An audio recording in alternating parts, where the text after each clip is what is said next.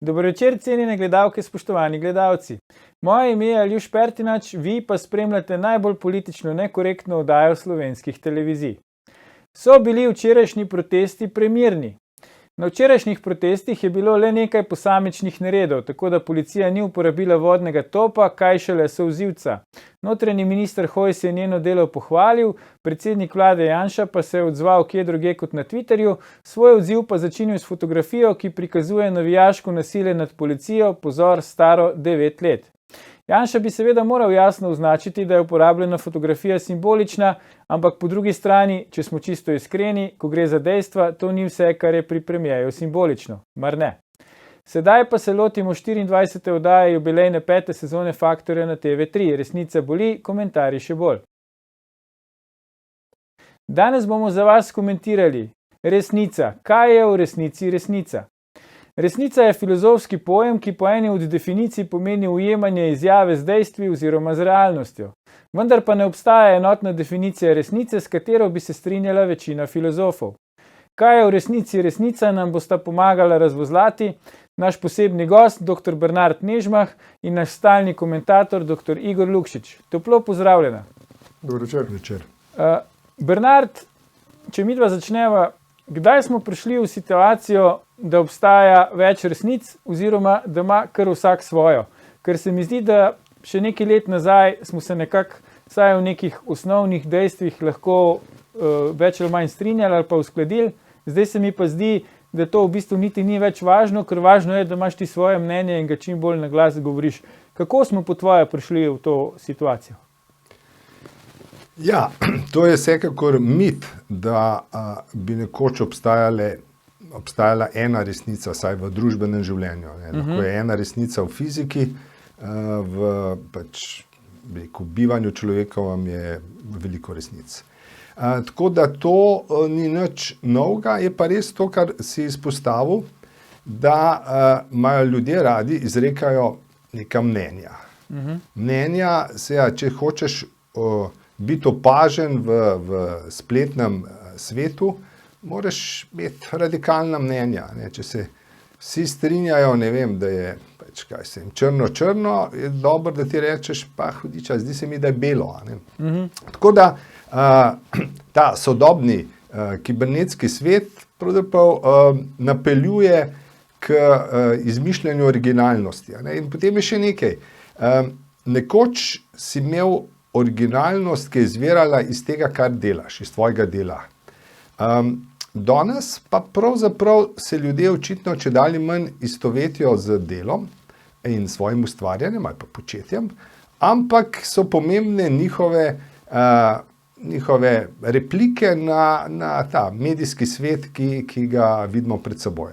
In z tega stališča je zdaj jasno, da moderni človek je na nek način čisti individuum, ki poskuša pravzaprav biti čedalje bolj originalen, čeprav se je ta originalnost zelo vprašljiva. In tako da res je pa nekaj, da se je polje, ki je bilo nekoč medicina, kjer smo imeli recimo razen domače medicine, padarjev, pa homeopatije, bolj ali manj enoten sistem, je danes so medicinska spoznanja enako tema splošnih pogovorov, gostilniških klepetov.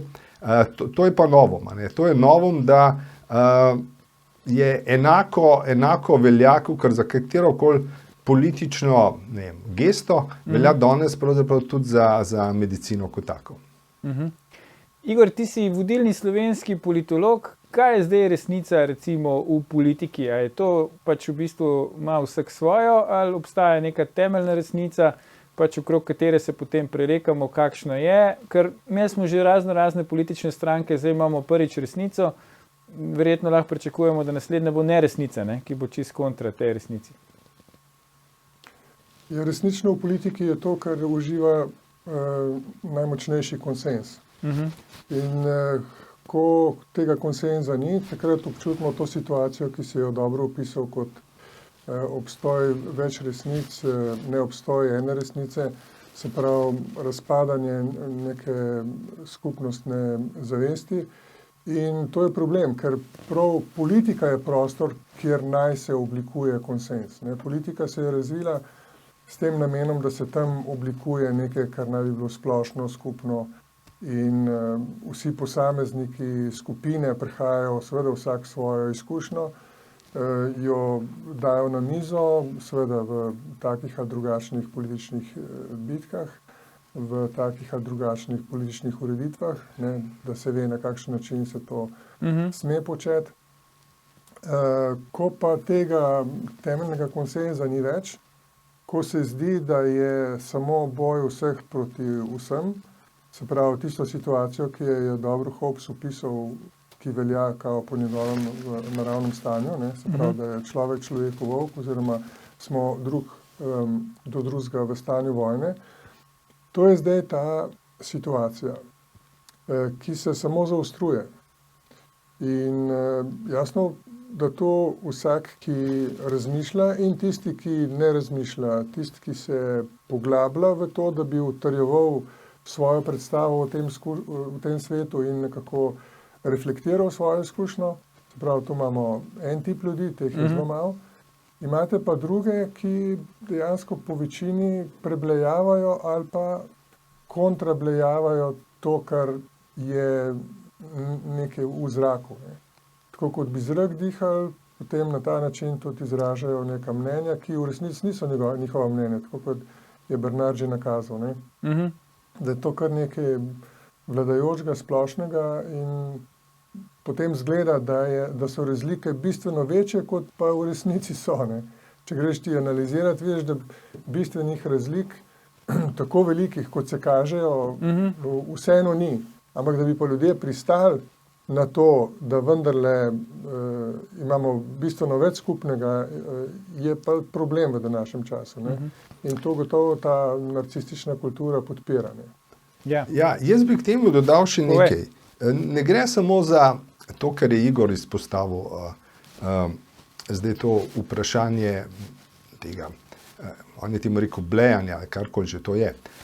Gre še tisti del iz Hobbesa, bi veljalo nadgraditi, namreč družba mora obstajati. A ne? In ker je družba konfliktna, so točke, v kateri mora sprejeti poraz. Recimo, če bi po volitvah poražena stranka takoj priredila miting in bi mitinge držala v nedogled, to pomeni, da smo izgubili tisto osnovno kohezivnost. A ne? Kohezivnost v družbi, kjer imamo različne poglede, pomeni, da preprosto sprejmemo zmagovitega. Seveda to ne pomeni, da samo molčimo, no? Ampak da je ta upor, rezistenca, kritika omejena na ustaljene kanale, kot so pač izražanje mnenj.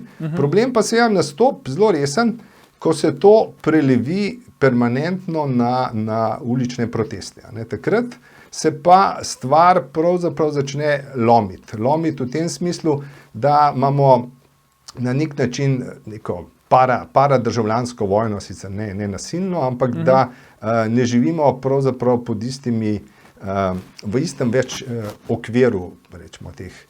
In ta sposobnost ali pa nujnost, da kdaj sprejmemo, da smo izgubili kakšno bitko ali pa da so ne vem, stranke, ki jih imamo radi, izgubile, je pač predpogoj družbenega sobivanja. Igor, zdaj, imeli smo te petkove kolesarske proteste, ne? Že takrat tudi ti si bil v naši oddaji večkrat kritičen do njih, v smislu, da ne znajo artikulirati nekih jasnih političnih sporočil oziroma da nimajo neke politične agende zadaj. Zdaj imamo že te torkove sredine proteste, ki so verjetno pri tem še manj uspešni, ampak organizatorji teh, neformalni ali pač pozivajo na proteste, pa jih ne organizirajo, pa tako naprej, to je vse ratalo zdaj fluidno, ne skrivajo tega, da pač bi radi stopili v politično areno, šli na volitve in prišli v parlament. Zdaj, zakaj po tvoje, recimo, smo mi prišli na to, da nam na nek način zdaj ljudje na ulici diktirajo politiki, političnim strankam, kako se obnašati, kako se ravnati? Ali so toliko izgubile kredibilnost, ali so kakšni drugi razlogi objektivni izven njihove moči za to? Ja, to gotovo imamo en velik problem s strankami, že v celi zgodovini mi v stranke nikoli nismo prav dobro verjeli. Ob samem nastanku že smo težko pristali na to, da bi se strankarsko organizirali. Potem so te stranke dosti hitro razpadle ali pa se pregrupirale, se pravi tam konec 19. stoletja, začetek 20. Potem smo prišli v Jugoslavijo, se pravi to SHS. Takrat so ljudje, skratka politična elita, spet poskušala organizirati ljudi v stranke, zato da bi jih spravili na volitve. In se je to razdrobilo tam do uvedbe diktature leta 1929, smo imeli že ne vem koliko zamenjenih strank. Ampak takrat to ni bilo recimo za stabilnost problematično, ker si imel eno močno grupacijo, ki je na Slovenskem predstavljala SLS, tam pa recimo nekaj okrog Kralja, tako da neka stabilnost je funkcionirala. Ne. Potem so stranke sploh odmrle in bile prepovedane ali pa na nek način nezaželene. In potem, ko smo začeli s strankarskim življenjem, jih je bilo kar naenkrat 120 neregistriranih tam leta 90-91. Sicer jih je šlo na volitve bistveno manj, ampak od takrat pa imamo neke te udore, kjer vidimo, da ljudje niti niso pripravljeni narediti resno stranko. Se pravi, z vso strukturo, programsko orientirano, neke profesionalne ljudi, zaposlene, resne vire financiranja in potem tudi eno držo, kjer držijo neko fronto pri temeljnih identitetnih točkah, pri drugih pa pač se pogovarjajo v prid države. Tega enostavno nismo razvili, to zahteva neko politično zrelost, ki izgleda, da je na Slovenskem nismo razvili. Zdaj, kar pa zadeva ti dva protesta, ne, o katerih si govoril. Prvi protest, kot se spomnim, je bil izvan z nekim ogorčenjem v povezavi z nabavo, kar je tale razkrila Tarča, ko so Počivalška dobili telefon, narekoval, komu naj se zadeva posel da. In potem naprej je to ogorčenje kako splahnelo, so se pa javili neki organizatorji, ki iz tega probajo kovati politični kapital. Vidimo, da brezuspešno, ker dejansko ti protesti so se začeli z nekim gnevom, ki je bil sorazmerno množičen. Tudi pri tistih, ki niso šli na ta protest. Podobno je bilo s temi protesti, ne? Takrat, ko je bilo treba, ko so eni ostali brez bencina, zaradi tega, ne, naslednji dan se jim je utrgalo in so prišli sem. Zdaj pa vidimo, da ni moč v organizatorju, ne, ampak je bila moč v vladi Janeza Janše oziroma v izvedbi tega, kar je vlada naredila, zlasti na nekaterih točkah. Bomo tle postavili vejico, ampak ne nam iti gledalke, gledalci, se vrnemo po oglasih, ko nadaljujemo s komentiranjem, kaj je v resnici resnica. Ostanite.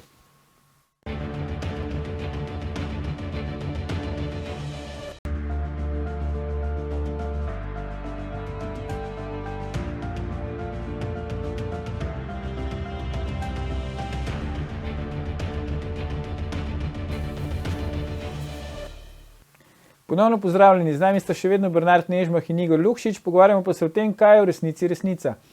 Bernard, prvi, ki je v bistvu v slovensko politiko uvedel pojem lastne resnice, je bil pokojni bivši premier in predsednik republike Janez Drnovšek. Ne? On je napisal knjigo Moja resnica. Ne?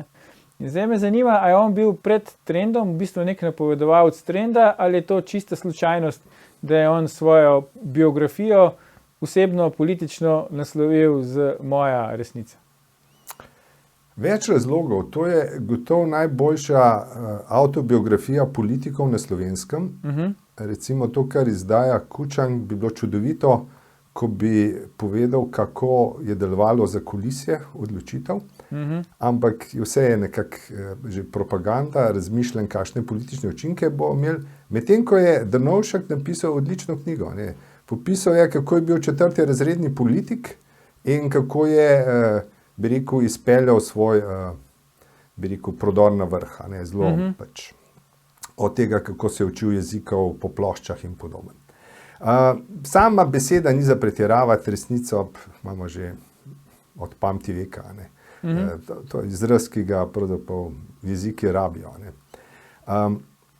Zdaj, to, kar je novega, je, da smo najdli stranko, ampak ta stranka ne bi o njej zdaj govorili, če ne bi bilo teh množičnih protestov in nasilja.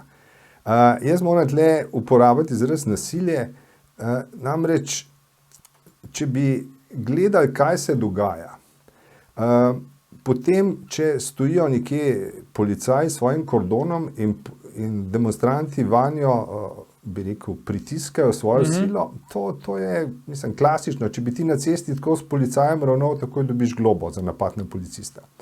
Drugo, če gledamo meščane, ko ti suspendirajo pravico gibanja za toliko in toliko ur po centru in okoliških ulicah, to je tudi oblika nasilja, nasilja na druge. Skratka, cel kup ljudi v določenih urah niti ne bo šlo več v mesto. Drugo, kar sem malo zaskrbljen, je, da nisem še videl, da bi protestirala podjetja, kot so Maxi Market in podobne, ki se jim najbrž promet takrat drastično zmanjša. Skratka, v družbi obstaja vse, ne obstaja samo protestnik, obstajajo tudi državljani. In zdaj je eno vprašanje, a ti lahko demonstriraš na ta način, da posebej ne greni življenje ostalim prebivalcem mesta, države. In zato obstajajo tudi strategije uporov, ali pa protestov, ki so lahko recimo učinkoviti, vztrajni, brez da pomenijo blokado mesta kot takega. Zdaj, pri resnici je še nekaj drugega. Nas fascinira to število teh besnih, odločnih, jeznih ljudi. Zdaj, tisto, kar meni manjka, je, da bi sploh lahko to družbo ocenil.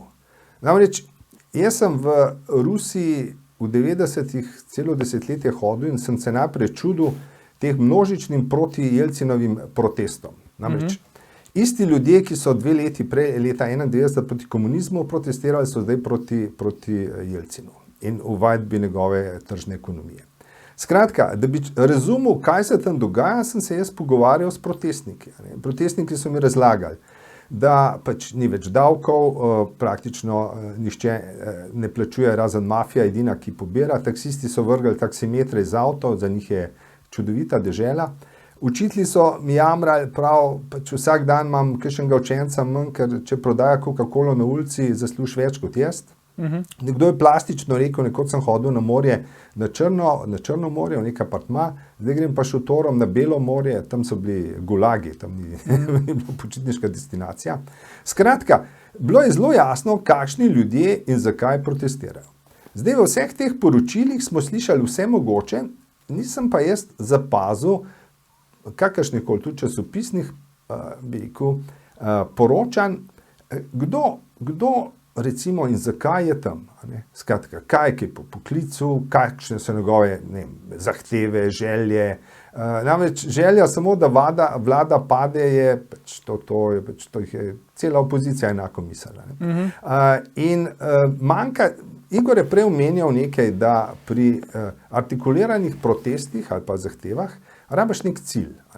Tukaj bi bil lahko cilj, jaz razumem, da je to protestno gibanje šlo iz gneva, iz jeze, ko se ti je pač onemogočal od bencina in drugih cel kup početi.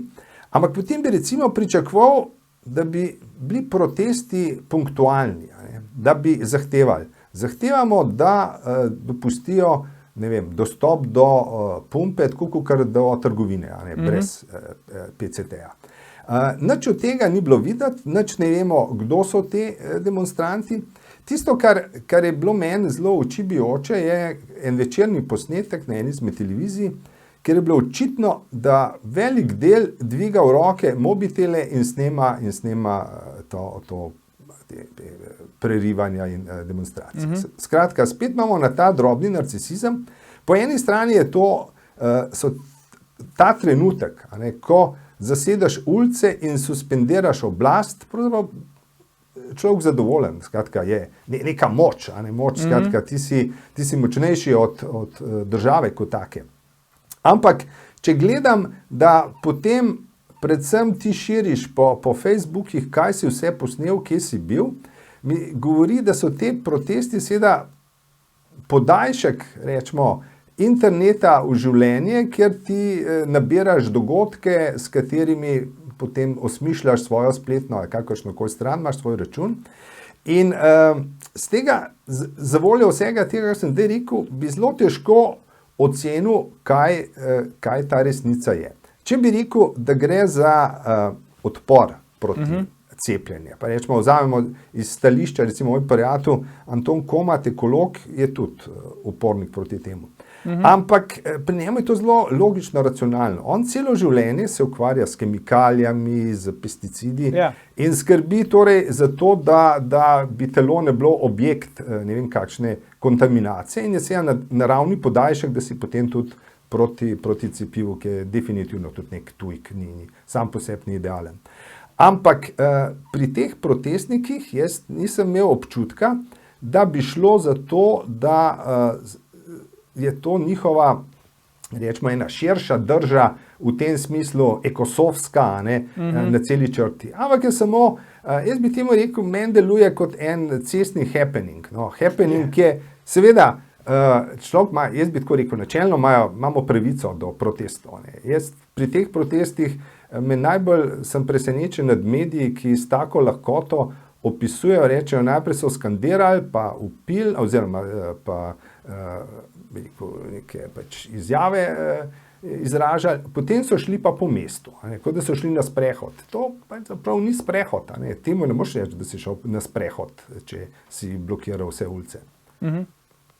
Igor, kaj je recimo zdaj v bistvu ta fokus, ta točka? A je to pač potreba po druženju, ker zdaj recimo imamo manj teh socialnih stikov, pa očitno so protesti posebej ne prijavljeni, edina možnost, da se ljudje družijo, ali je pač ta, ko pravi Bernard, to, da ti to da si del neke množice, da se počutiš močnejšega, kot si sicer, ali kaj je recimo tisto, kar to poganja, pa kaj poganja to, da celo en del organizirane politike pač se temu na nek način pridružuje, to podpira, pozdravlja ali vsaj proba zagovarjati? Ti protesti, to, kar pravi Bernard, precej drži, imajo tudi strukturo že. Tam noter je vrsto različnih akterjev z različnimi ambicijami. Prav, eni se pripravljajo, da bi delali politično kariero, tako kot se jo predstavljajo. Eni bi radi, da samo nogo med vrata, se pravi, da ne bi, če bojo protesti šli v smer, da se bo tam nabralo enkrat več ljudi, bi bili radi zraven, tudi politično en kapital vlekali potem za volitve. Eni se pa pač enostavno samo iščejo.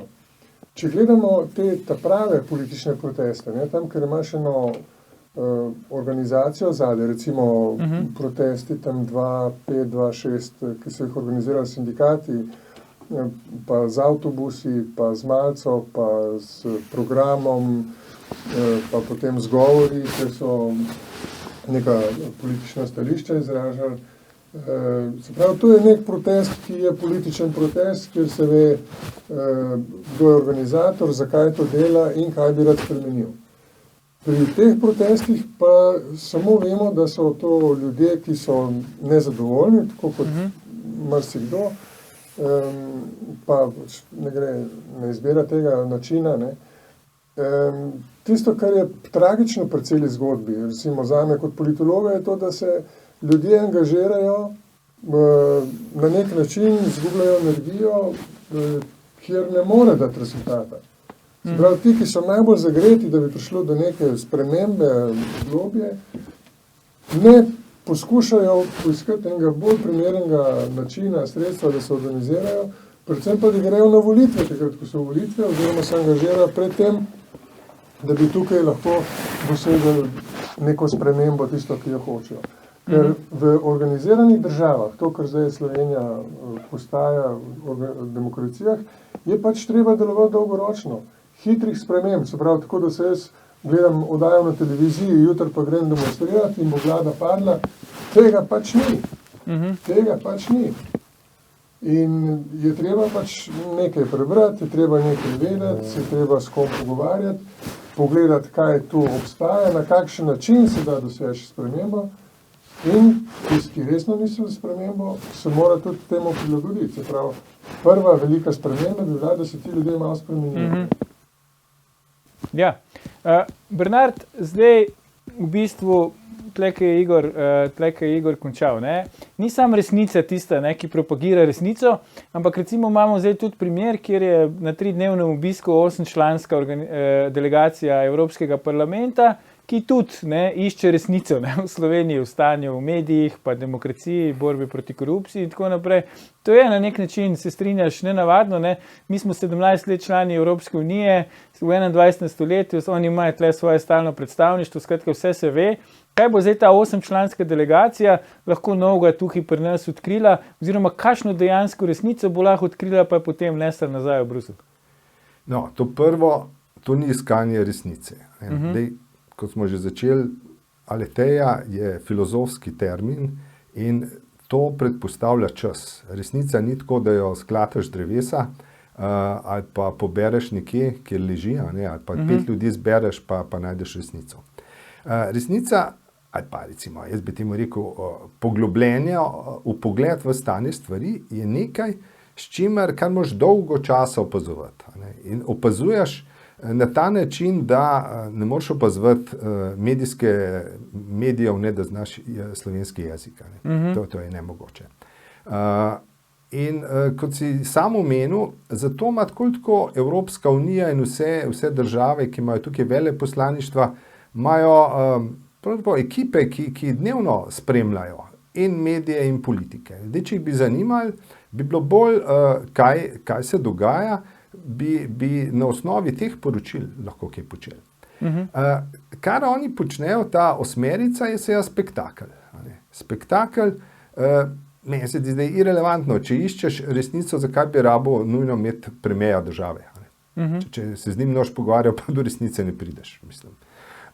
Po drugi strani je pa Janševa drža zanimiva v tem smislu, ko oporeka to početje, primerjaje, da nič podobnega niso storile komisije parlamenta, da nikoli niso obiskali Macrona, Merklove. Sam sem pisal o tem, da če kaj problem, bi rekel, novinarstva v Evropi, je to Nizozemska. Ko so novinarji, ki je preiskoval organizirani kriminal, ustrelili sred belega dneva, ampak dobro, to človek še razume, da kriminalci počnejo, ampak policija je prej umaknila zaščito za nekoga, ki je bilo jasno, da je lahko tarča. In po tej logiki bi bilo bolj primerno narediti pregled stanja ali pa tega kejsa na Nizozemskem.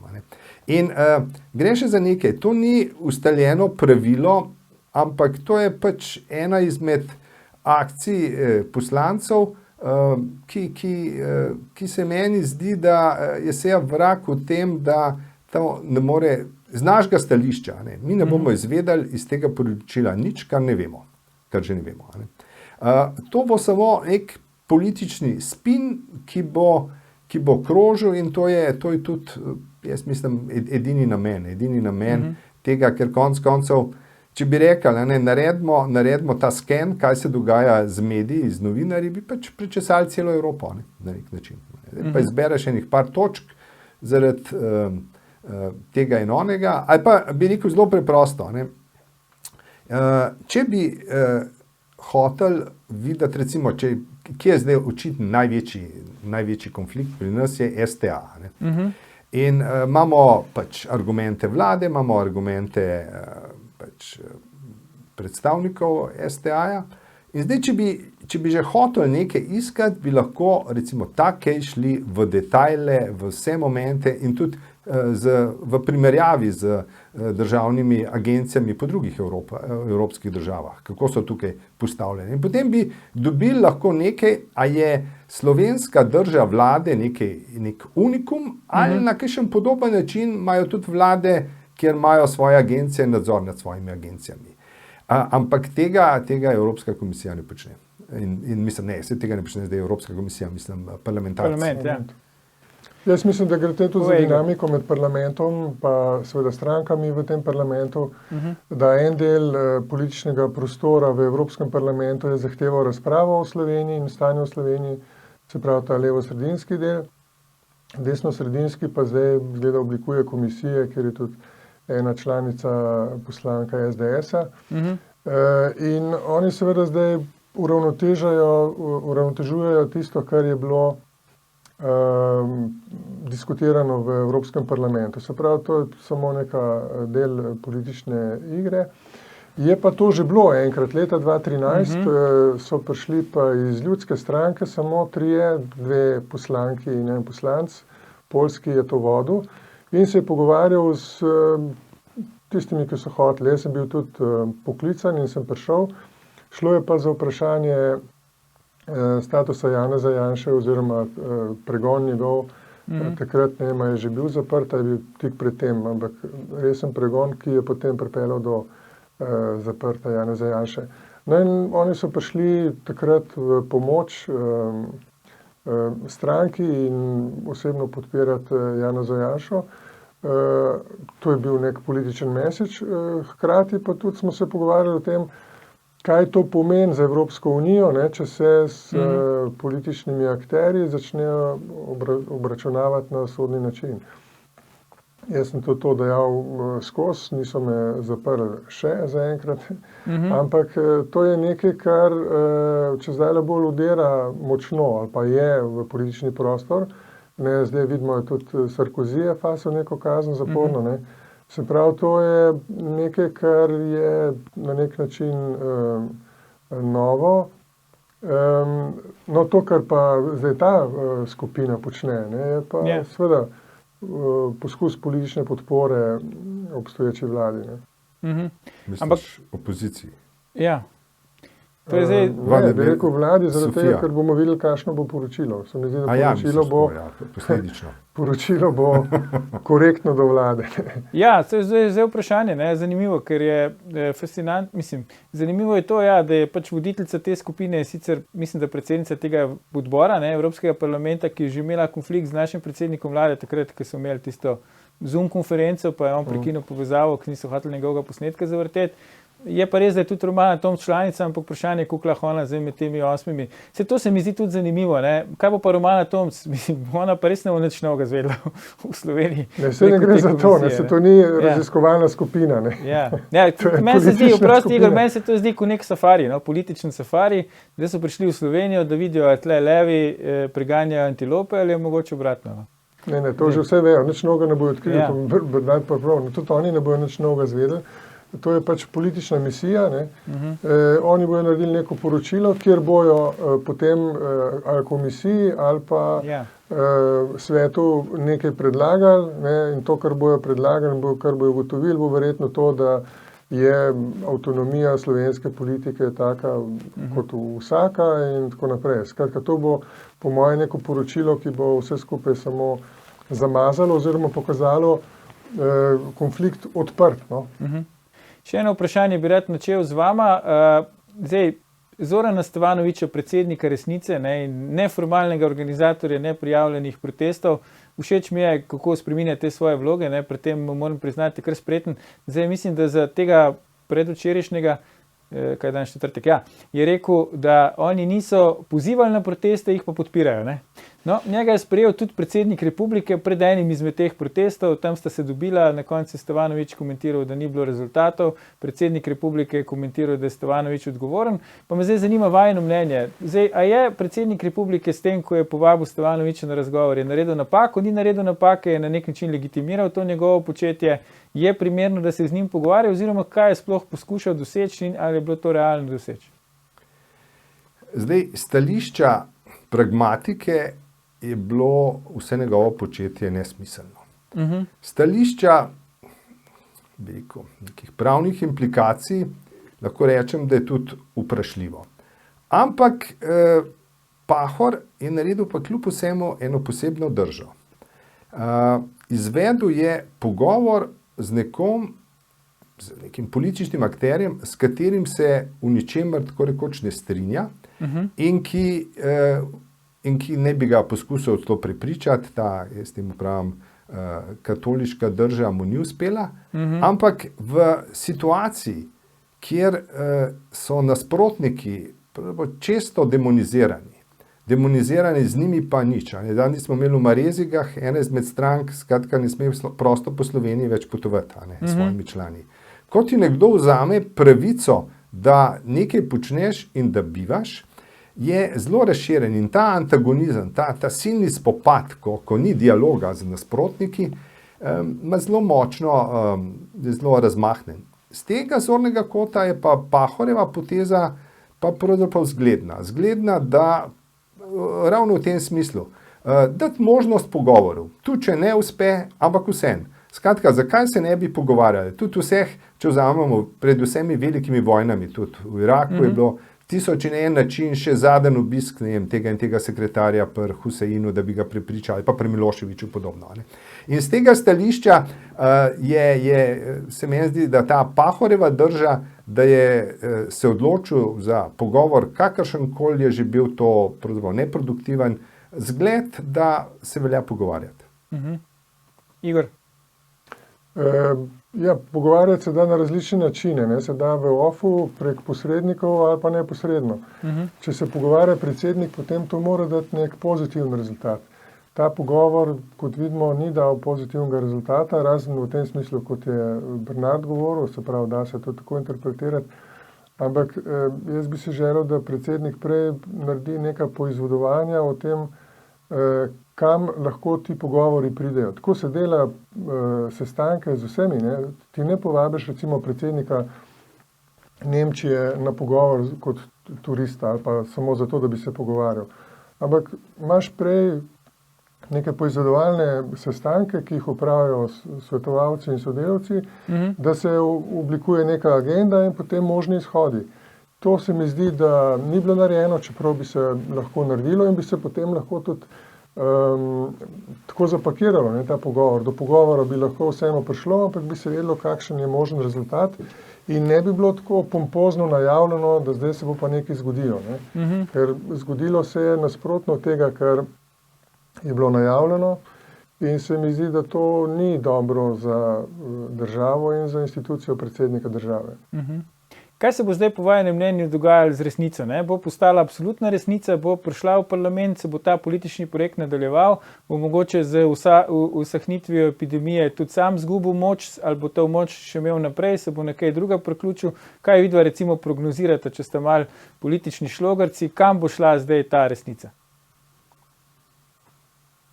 Jaz mislim, da bojo najprej morali dobiti kakšno realno podporo od realnih družbenih dejavnikov. Zaenkrat te podpore ne kažejo, zaenkrat preveč stavijo samo na javnomnenjsko podporo in plavajo na tem ogorčenju, ki je realno, ki je tudi bilo večkrat izpričano. In ta bitka za to vrstno podporo ljudi je dosti odprta. Je kar nekaj, vidimo akterjev, ki bi na ta način radi vstopili v politiko, tako da to bo konkurenca, se mi zdi prevelika. Bojo morali pokazati nekaj več in na to nekaj več bojo dobili potem lahko podporo realnih akterjev in ti realni akterji bojo potem lahko tudi odločilno pomagali, da ti novi obrazi dobijo kakšno mesto v slovenski politiki. Ja, stranka, ki deluje na eni sami geografski točki v okolici ljubljanskega parlamenta, bo težko funkcionirala, namreč če nima nobene druge ideje, kako v kakršnemkoli drugem mestu še katerokoli dejanje speljati, in se je stranka brez programa, ki bi segel onkraj epidemije, jaz mislim, da že na kratki rok ne more funkcionirati. Uspešno. Bomo videli, kaj bo z resnico, vemo pa, kaj bo z današnjo oddajo. Zdaj smo prišli do konca, tako da dr. Bernard Nežmah, dr. Igor Lukšič, najlepša hvala za vajine komentarje. Gledalke, gledalci, to je bil resnični že 628. Faktor na TV3. Gledajte našo oddajo tudi ta konec tedna, mi pa se v živo spet vidimo prihodnji ponedeljek, ko bomo komentirali, zakaj nam grozi energetska kriza. Ne zamudite, predvsem pa ne pozabite. Ni vseeno, kdo kaj reče.